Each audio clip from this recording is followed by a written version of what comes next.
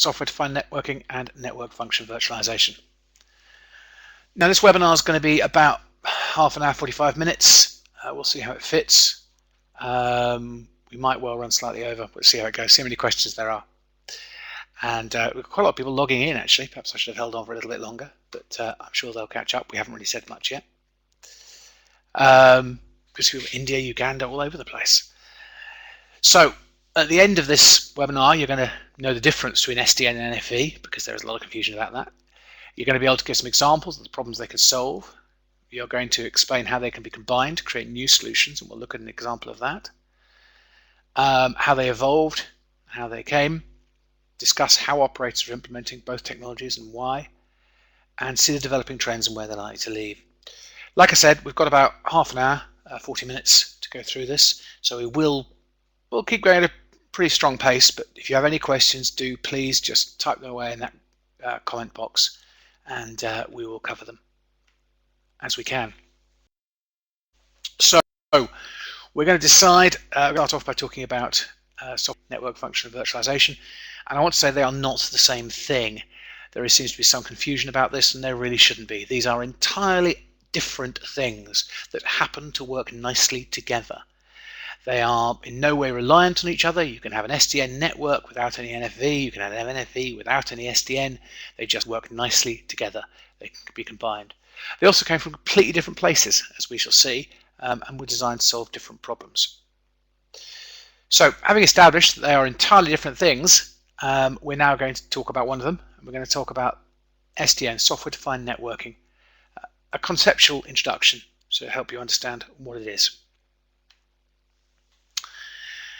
The interesting thing about software-defined networking is it came out of academia, out of universities, and what they were really interested in was centralizing control of the network and building simulators to create a network they could play with. It would be better if we called it something like controller-defined networking or centralized control network. Software-defined network seems to indicate something is being done in software that previously was done in hardware, and that's not the case. When we say a software-defined network, what we're talking about is a network that has a single point of control.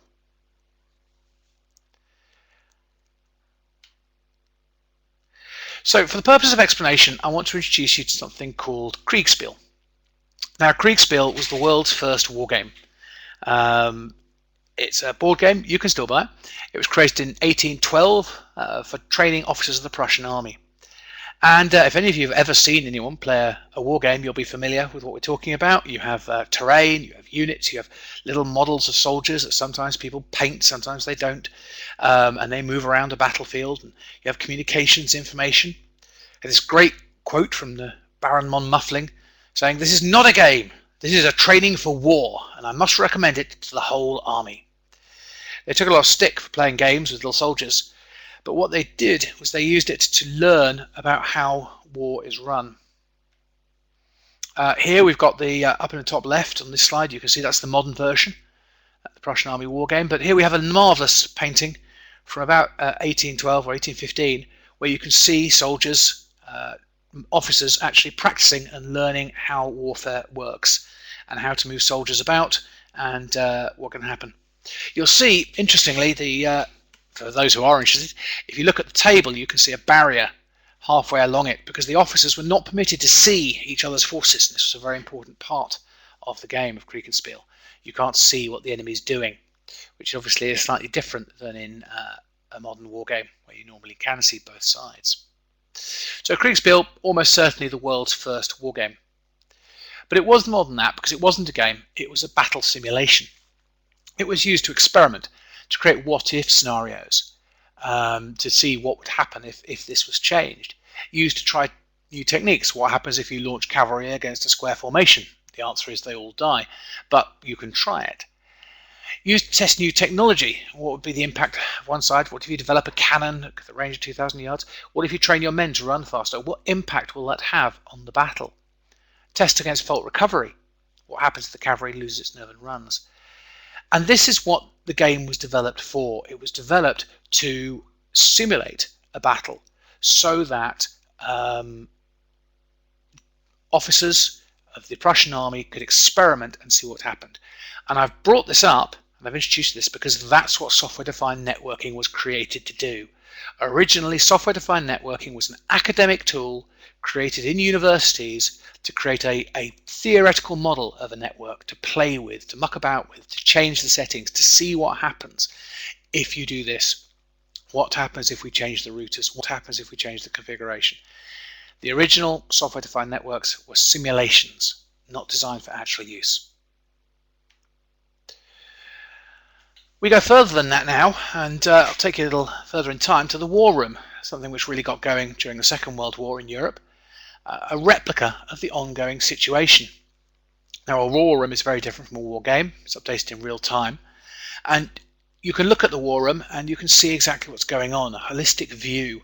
So you can make decisions based on information. You can quickly see the battlefield, you can see what's going on. In order to make a war room effective, you have to have a constant flow of information, and you have to be quickly synchronized with reality. Any conflicts to be very quickly resolved. And we have this marvelous quote from Dr. Strangelove, which is, "Gentlemen, you can't fight in here. This is the war room." It's not for fighting in, it's for looking at the war. And if you haven't seen Dr. Strangelove, recommend it a lot. Very good film. Here's a picture of a war room. This is actually a British war room from the Second World War, and you can see they have a simulation of what's going on. Not a war game, because in here this is simply a representation of what's going on outside.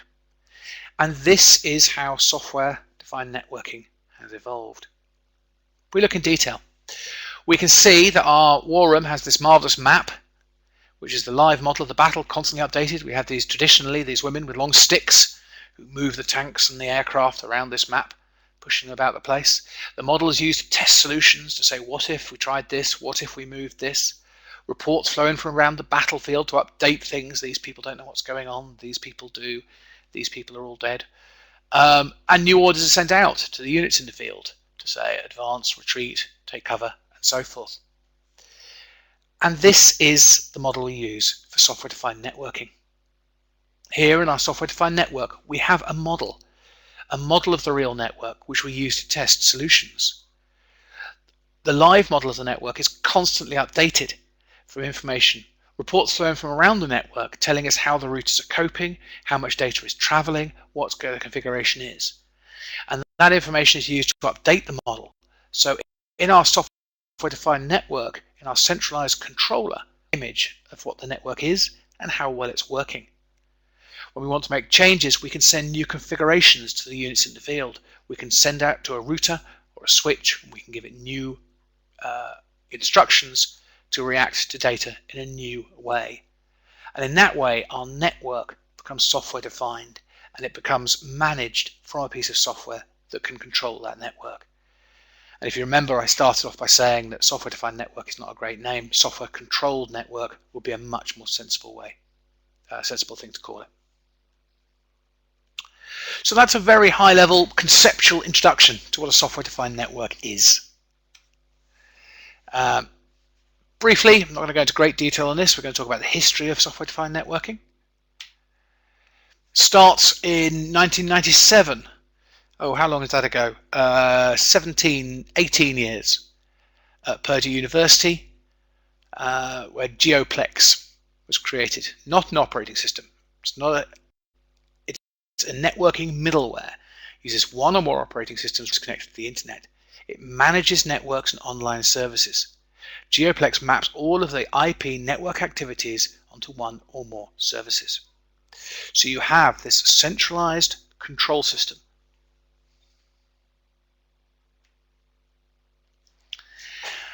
Of course, to have a software-defined network, you have to have a soft switch, because if your units out in the field can't take instructions, then they're no good to us.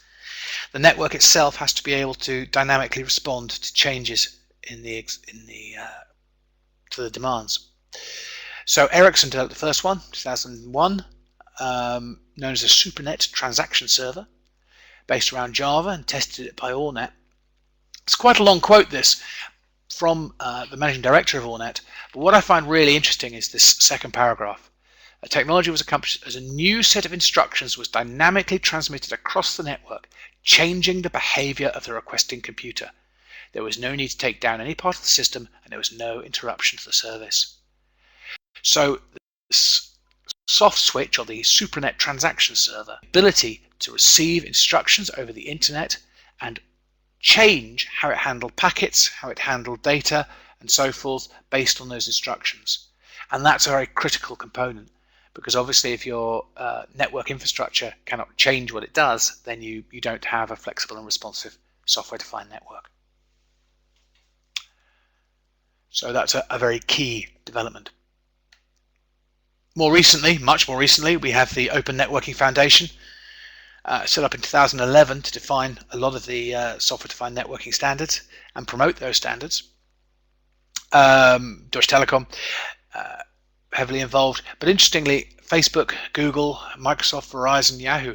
Facebook and Google and Microsoft, they're very interesting partners, because those are companies that now deal with international networks. Of course, hopefully most of you will be aware, while not traditionally considered telecommunications companies, they have become so. Google runs one of the most global networks in the world.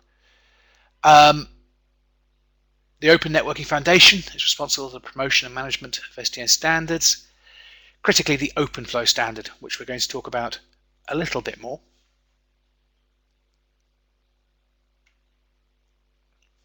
Now it has 200 members. It's got loads of companies involved across the value chain. Really, this is just showing that we have everyone from hardware manufacturers, Netgear and HP and people like that, as well as networks such as China Mobile and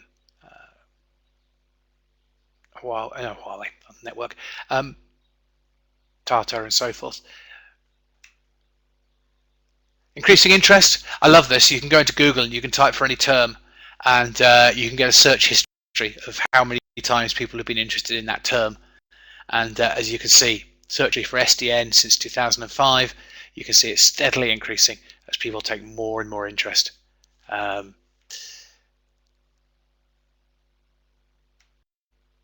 Okay, let's talk a little bit about how it works in practice, because that's what we're really interested in. What we have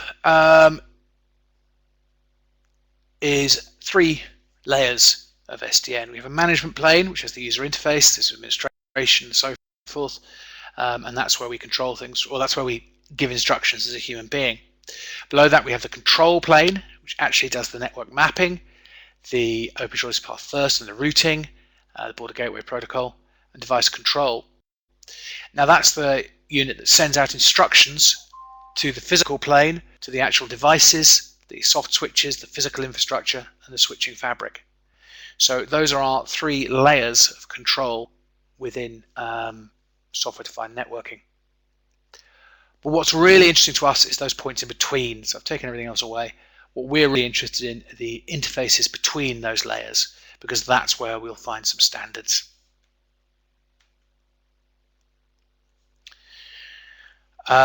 Specifically OpenFlow. So OpenFlow defines what we call the southbound standard of the control plane. The instructions that are sent out to the physical infrastructure to tell it what to do come over the southbound plane. And those instructions generally use the OpenFlow standard. OpenFlow, as I mentioned earlier, managed by the Open Network Foundation. The northbound interface, generally still proprietary. There's work on standards in that area, and it's coming, and there will be standards, but not yet. The great thing about having OpenFlow is that one can deploy routers and switches, or soft switches from different companies. You can bring in equipment from Ericsson, Cisco, and so forth. Actually, not Cisco. Let's leave them out of it. But from other people, and we'll come back to Cisco and a slightly different approach that they've taken. But as long as they conform to the OpenFlow standard, you can still deploy their equipment.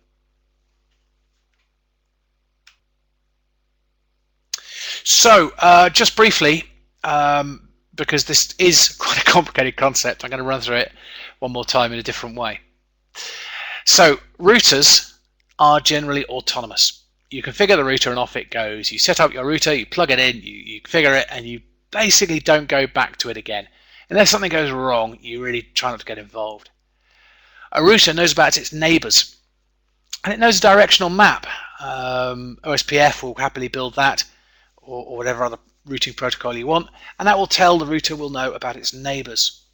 So in this example, we can see that the traffic coming out of source 1 addressed to destination 1 and destination 2 will always go BD, router B. Then router B will forward it to router D because that is the shortest path to D1 and D2.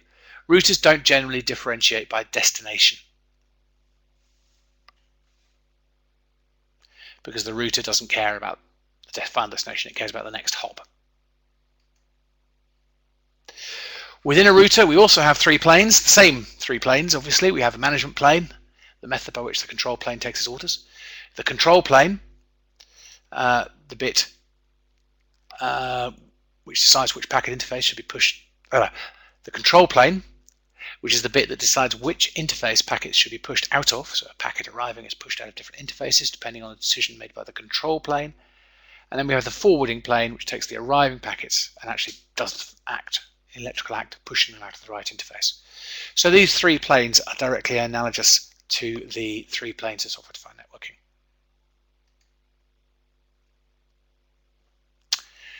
So let's take an example of a normal routing protocol, IGP, OSPF.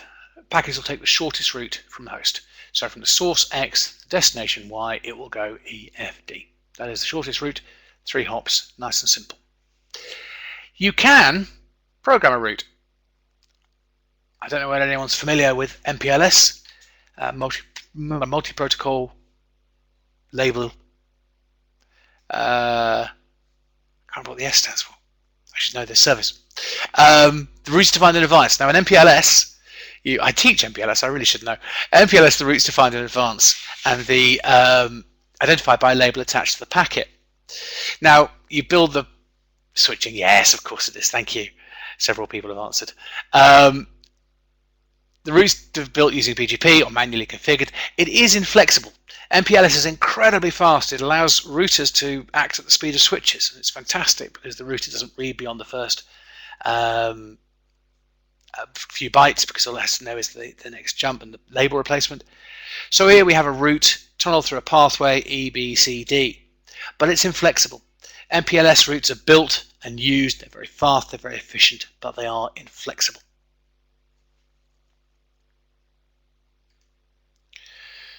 With dynamic routing, you have a controller taking over the access plane, and the network ceases to be autonomous. Our routers now require constant nudging by a controller which can dynamically adjust the routes. The controller can decide what route destination Y you want to go from X to Y. The controller can make a decision as to how to configure that and will send out commands. The routes can be customer specific. You can define a VPN using software-defined networking. And it's not just routes. You can change the packet priority, capacity throttling, the packet analysis. You can use what's known as segment routes, which are very similar to MPLS, but managed by a central controller and built with network visibility. The point about MPLS, of course, is that the routers don't have any knowledge of where the packet's going. They just look at the first few bytes and throw the packet in the right direction. In open shortest path first, obviously there's a packet cost and the route is planned. Here we have the best of both worlds because the software-defined networking controller can actually take a look at the entire network and decide on a route that's most efficient for that particular application or that particular customer, which may be different. Here we have a slide showing that. So there's our data plane at the bottom with our actual physical routers and soft switches. And there in the management plane, we have a mental image, a picture of what the network's like. And that's our war room. That's where we're trying things out, doing things, and then making decisions, and then sending out commands to the actual physical routers. So with our war room analogy, at the top there, what we've got is we've got our little soldiers being pushed about by our ladies with sticks. And down the bottom, we actually have our units out in the field, waiting for orders, waiting to be told what to do.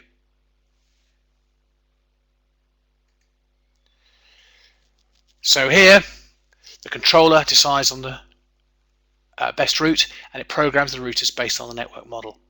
In this case, we can see that the source X sends out a packet. It's an XY packet. It's going from X to Y. Therefore, E should send it to B should send it to C should send it to D, and D will obviously forward it to Y.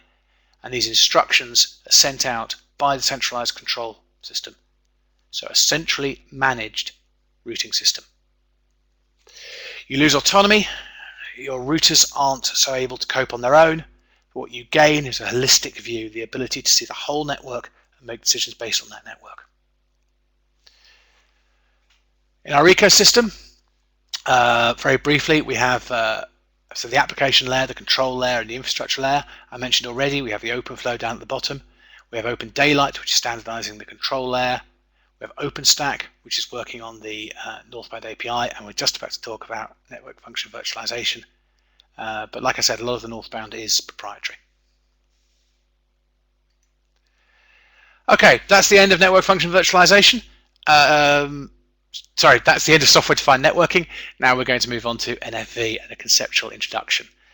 Like I said, we're going to have to move quite swiftly because I noticed that we're running out of time a little faster than I'd hoped, but that's okay.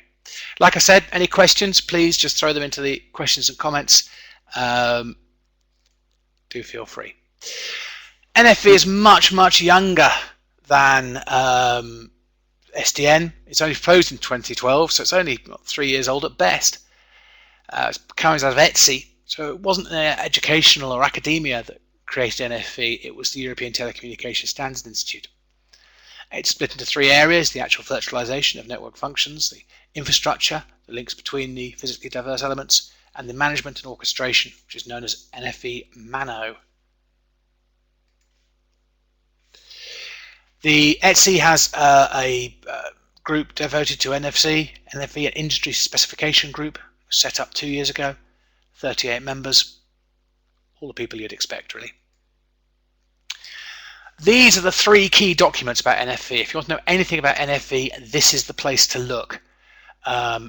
Every year in October, ETSI publishes an update on NFV. There have only been 3. That's them. They're quite readable, actually. They're really perfectly readable, and definitely if you're interested in ETSI and how ETSI is approaching NFV, then that's the place to look. Not only do they cover the technical standards, but they also cover how the industry has moved on, what's happened to the industry in the past 12 months. So well worth reading. Again, Google search, as you can see, nothing at all, right up until 2013, when suddenly, boom, lots of people interested in NFV. Like I said, I like these charts, they're quite fun.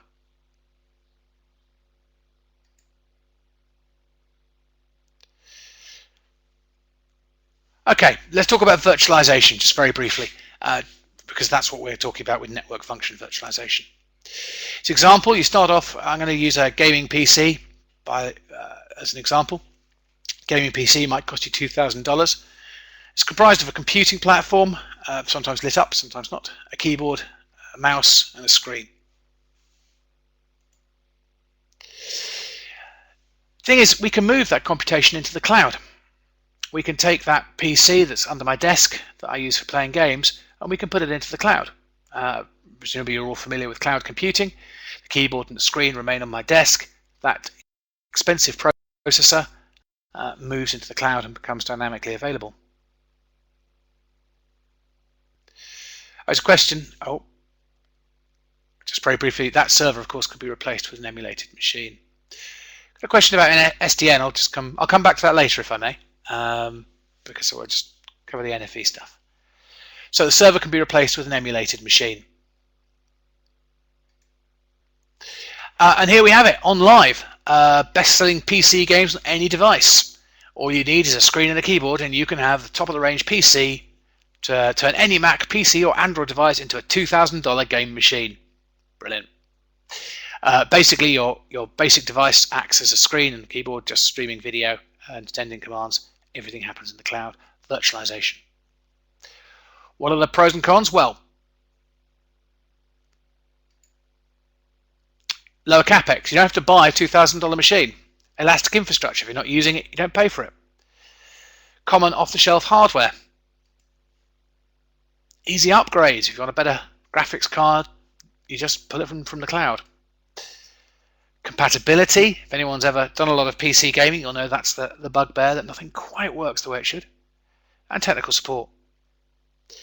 The disadvantages: cloud gaming, you're entirely reliant on the network. When the network goes, your game stops working. Higher OPEX, your operational expenditure is high. On live charges a monthly fee. Latency. Latency, of course, is a killer. This is the time between you pressing a button and your character shooting a gun, which obviously matters a lot in some games. And a single point of failure. If that server goes down, everything goes down. And this is virtualized gaming and cloud gaming, of course, but all of these points also apply to network function virtualization. Because when we virtualize any network function, any computing, these same things apply. So let's talk about a router. Here is one. What does a router do? Routers do a lot of things. Firewall, authentication, they act as a switch.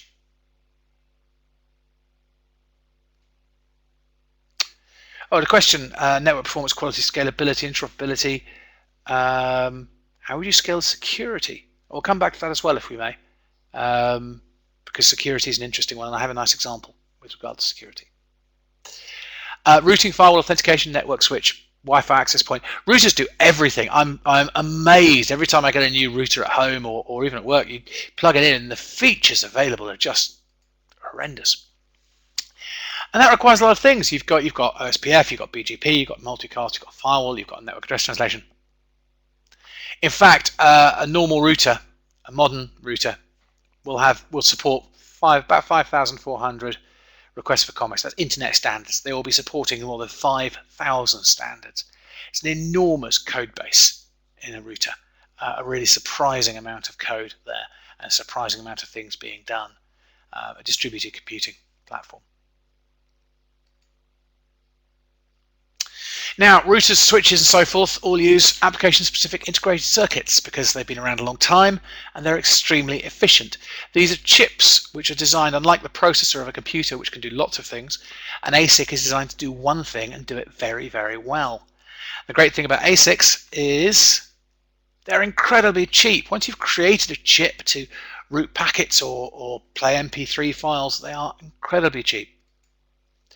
They're fantastically efficient. They draw very little energy. I tend to use the example that a modern smartphone has an MPEG decoder chip in it. Now, a modern smartphone can do MPEG decoding in software, but they don't. They still have hardware in there. It's so cheap, it's so efficient, and it's so fast. And efficiency is also important in a lot of devices because that means low power consumption. Low power consumption means very little heat generated, which obviously in a mobile phone or platform, or indeed in a rack of routers, is a very big deal. The disadvantages, it's inflexible. Once you've created an ASIC that does one thing, you can't do anything else with it. Requires volume. You need a lot of them. That's why MPEG is such a great thing to have in an ASIC. But if you'd carefully created ASICs that supported, one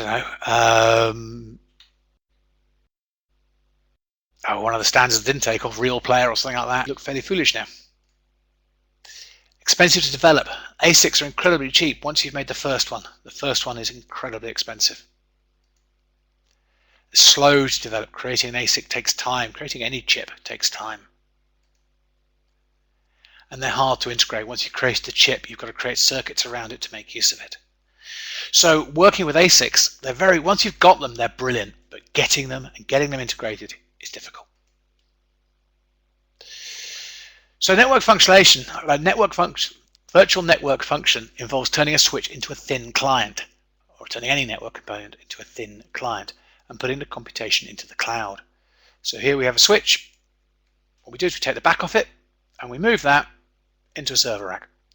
So our switch, which now we sometimes call a soft switch, has simply become a front panel with loads of sockets in it and things you can plug in, but all the intelligence, all the clever stuff is now going on in the cloud. Moving the processing into the cloud using commercial off-the-shelf hardware.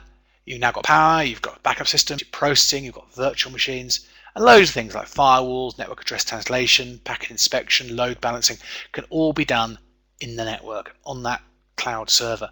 And the great thing about that, and we'll look at an example of this in a moment, is that gives you elasticity. It means that your firewall can suddenly become if someone launches a denial of service attack on you and your firewalls become overloaded, you can simply allocate more processing power to those firewalls in a way that at the moment just isn't possible. So let's look at customer premises equipment. Here we have an internet service provider, the internet, and a router. Here we have a hacker who, as you can see, is attempting to access the firewall. He will hit your firewall. If you've ever looked on the outside of a consumer firewall, you'll discover yourself being attacked fairly continuously. I'm always quite shocked. Every few seconds you'll have somebody just pinging to see if your firewall hasn't been updated, or if you're running old software, or if you've plugged a Windows machine directly into the internet. And the firewall in your house takes care of all that. But of course that does mean that all of that traffic, every few seconds, somebody is sending data over that choke point trying to attack my firewall. Now that's data I'm paying for. It's interfering with me talking to you now. As I talk to you now, that same connection is carrying people's attacks, and those attacks are coming all the way to my firewall before they get knocked out. And that's not terribly sensible. Much cleverer, reduce the intelligence of my equipment, put the firewall at the ISP. Now the ISP can block it. They can take care of it. That way I'm secured against attack. They've got the latest software. They run their firewall. I don't need to have it.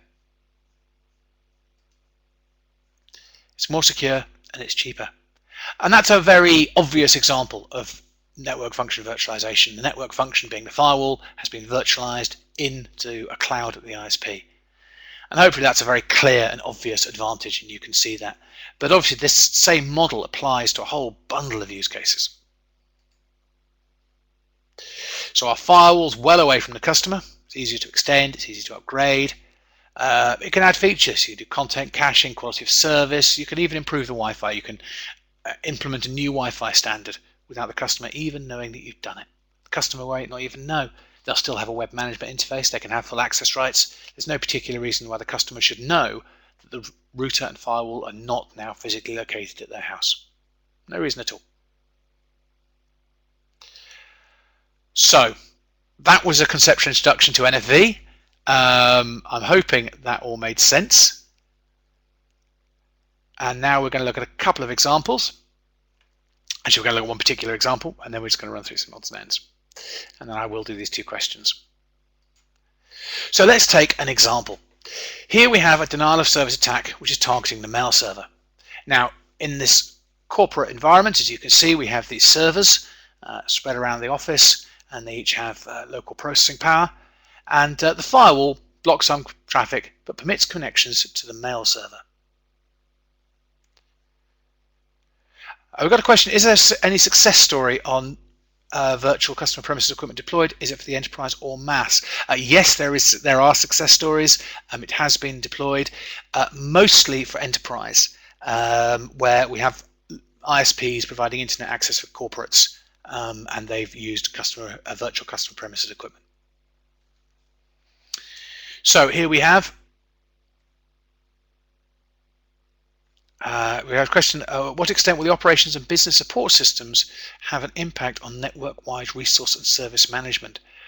The advantage from a BSS point of view and the operational OSS point of view is the flexibility of the network. The great thing is with SDN and with NFV, which we'll see in a moment, is that flexibility that enables you to allocate a service and very quickly provision it for customers. So OSS BSS will have a significant impact, because billing for those systems and controlling those systems you're going to have to start billing for things that really hadn't occurred to you before. So let's run through our example. Firewall blocks some traffic. So here's our hacker. In he comes into the internet, and he comes to our mail server. Now he comes to our mail server because we can't block traffic to the mail server. We have to let it through because it might be legitimate email, and it's fairly easily swamped. Our hacker is sending encrypted messages which are swamping our mail server. What do we do? Well, with software-defined networking, we can do one thing. The mail server reports the attack to software-defined networking. The software-defined networking can then update the firewall, can send a message to the firewall saying, okay, reconfigure yourself, and start blocking that. If we go to network function virtualization, things get even more interesting. Because now, if we imagine our attacker is distributed, and there are lots of them coming in, which is traditionally the way, Our network function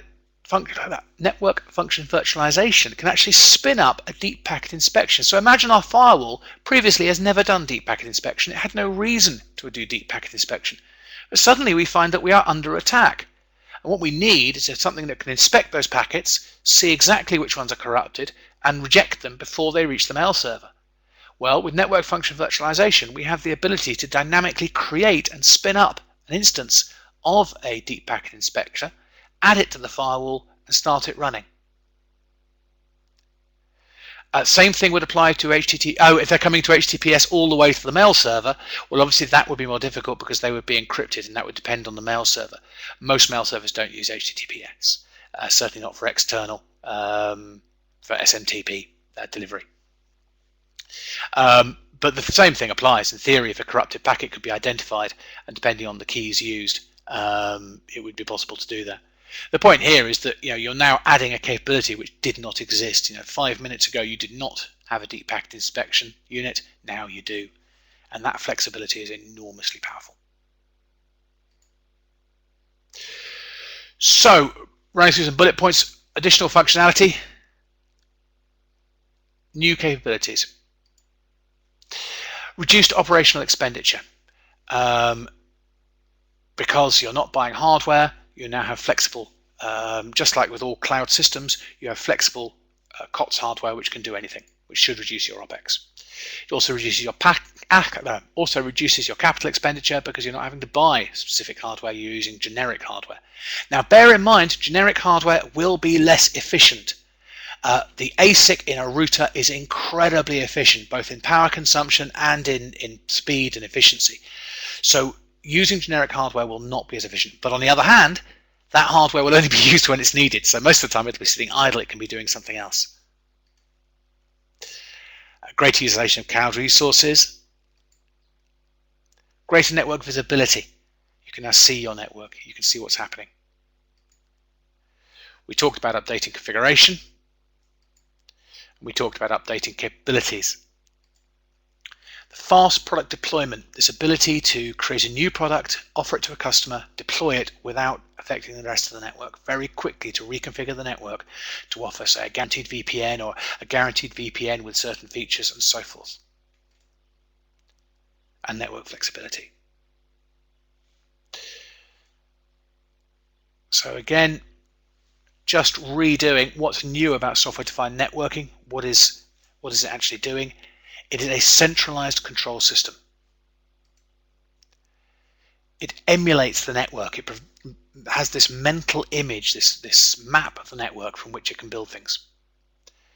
API support to allow applications to request different network configuration. Network emulation again, because I've put it on the slide twice. Scalability, because you can scale up the network, you can change the network. And end-to-end architecture. What's driving it? Cost reduction. Everyone wants to reduce cost. We're all being asked to do more for less money. We're all being asked to be more flexible. Time to market to get new products out there obviously is very important. And customized services. Every customer wants a different service. They all want a slight variation. And with SDN, not only can you give them that, but you can give it to them on a minute-by-minute, even a second-by-second basis. And that's incredibly powerful. We talk about network function virtualization. It's cloud computation. So we're talking about the advantages of cloud computing. Integrated functions. Obviously, if you have multiple functions within a single cloud, they can talk to each other very quickly. And flexible hardware. What's driving it?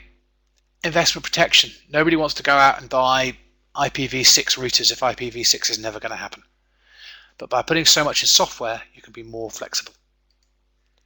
Elastic service provision. Like I said, a virtualized router will be less efficient than a hardware router, but it will be elastic. New business options, new ways of doing things. Responsive services, because you can adapt to what the customers ask for, and improve security. Now, we had a question about security earlier. How would you scale the security compared to other network systems? The advantage of both NFV and SDN from a security point of view is it does provide you with an enormously responsive network. So when a threat is identified, you can respond to that very quickly and very effectively, and that has a huge impact. So from that point of view, it makes the entire network more secure because it gives you the ability to manage and respond to threats. Having said that, from a point of view itself, of course, it provides a single point. The SDN in particular provides a single point of control, and if somebody hacks that, you're in trouble. So there's a huge security issue with access to that central control point, and that would be a real concern. With regards to NFV, the real advantages of it is the flexibility. The benefit for service providers and vendors is with regard to flexibility. Like I said, it's less efficient, but it's much more flexible. So that elasticity that says if my router isn't doing anything, at the moment I'm talking to you over a complicated connection with a number of routers. Those routers are working pretty hard to send my voice to you, but there are other routers elsewhere on the network that are doing absolutely nothing, and that's not efficient. That is wasted process time. So by putting those into the cloud, you can elasticate that time, put lots of processing power into the person who's sending lots of video and audio. Meanwhile, the one who isn't sending anything can give up that time. So you have this elastic nature, which does increase efficiency. The other question we had earlier was operational cost. SDN will save operational cost because it does lead to enhanced efficiency. Not immediately. There's not an obvious, it's not like MPLS where you just put it on, everything goes faster.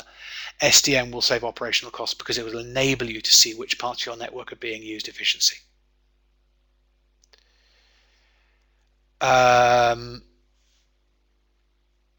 So the cost of using SDN and NFV,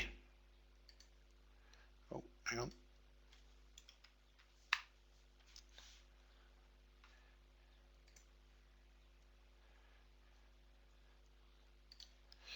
Reduced hardware efficiency, as I mentioned before. A single point of failure, if that controller goes down, it all goes down. Interoperability challenges. The question of security is a major. I'll have to come back to that. Interoperability challenges. Support for legacy infrastructure, because if half your routers are not soft, then obviously your SDN is much less efficient. New threats to security, as I think I mentioned, we've got advantages, but also there are threats with that single point. So risk of using open source software. We used to always say open source software is terribly secure. We used to say 1 million eyes have looked at it and therefore it must be secure. Turns out in recent years that those 1 million eyes have all been relying on the other 1 million eyes to look at it, and turns out open source software has had some really rather unpleasant flaws in it. So there's a certain risk associated with that. Vendor lock-in is a real issue, and that's one of the reasons that the standardization of the interfaces using OpenFlow and so forth is so important, but that northbound interface, not really there yet. And reliability, which seems to be good, but you know, we're in a new technology field here. So we've got that question, so we've got this nice view, the integrated view. What we have is 3 areas. We have the open innovation, which creates a competitive supply of innovative applications. We have the SDN, rapid innovation, flexible infrastructure, and NFV, which reduces costs, reduces space, and reduces power consumption. And it should be no great surprise that the one on the top right here, the software-defined network, that came out of academia. The open innovation came out of the IT world, computing. And that bottom one, that came from the telcos, that came from us. Let's get the cost down, let's get the space down, let's get the power consumption down, because that's what matters. Those 3 put together, you get that sweet spot in the middle, and that's where you want to be. So I started off saying SDN and NFV are different things. They are not the same thing. They don't actually have that much in common, but they do work really, really nicely together. Okay, a few questions about security as a major concern in banking and financial sector. Well, yes, that would be true.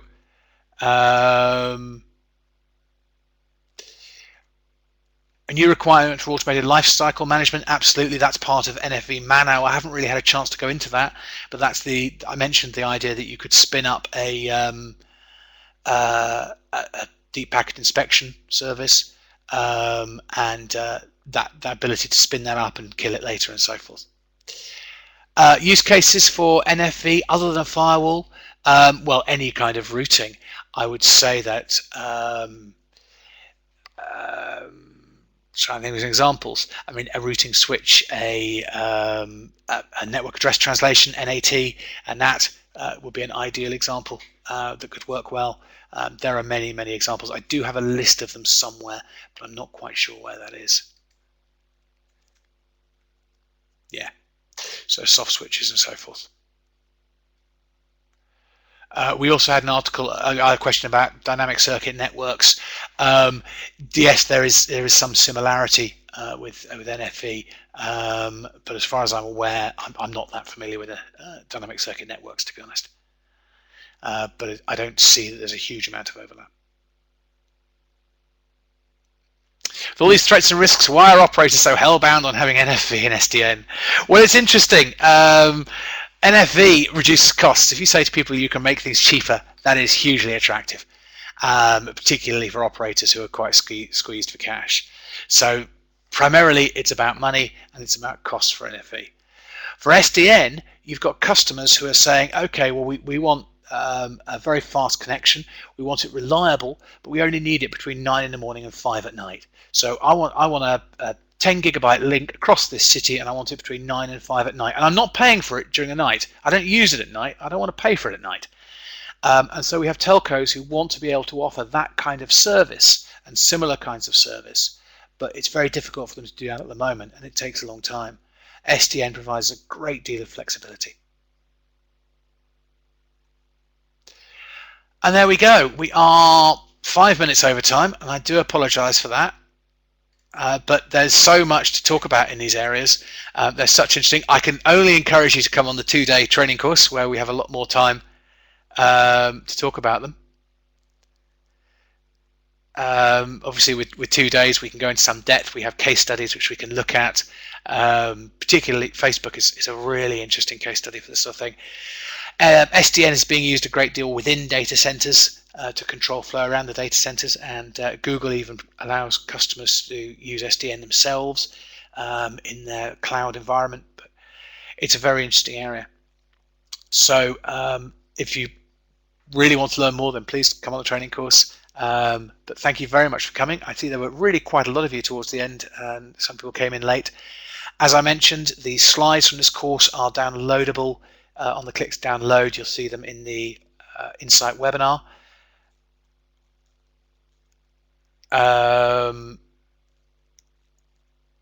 And you've got the course outline of the 2-day course and the training schedule for the rest of this year. Someone said here, do you know any telco in Europe that's already started experimenting? I'm not sure. Well, I spoke to one quite recently who'd done quite a lot of work, but Alan will have to tell me whether I'm allowed to talk about that, because I'm not quite certain. But certainly that particular telco is using NFV in a very advanced state, and is already starting to realize a lot of the benefits. Oh, I'm not allowed to talk about it, but you'll have to take it from me. It's a European telco that is using NFV very effectively.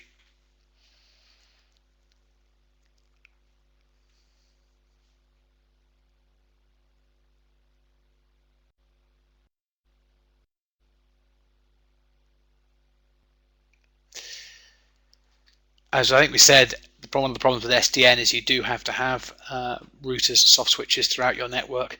It's not something which you can deploy a little bit at a time, and I think maybe that's slowed down deployment of SDN. SDN we've seen a lot in data centers, within the centers where you can do that kind of thing, but in the telco distributed network, quite large networks, it's much more difficult to do.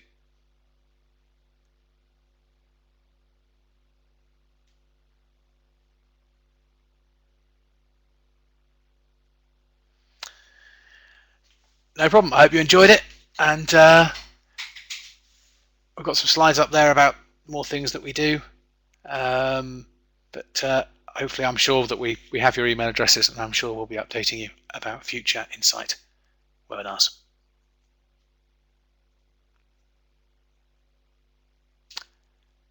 Thanks very much.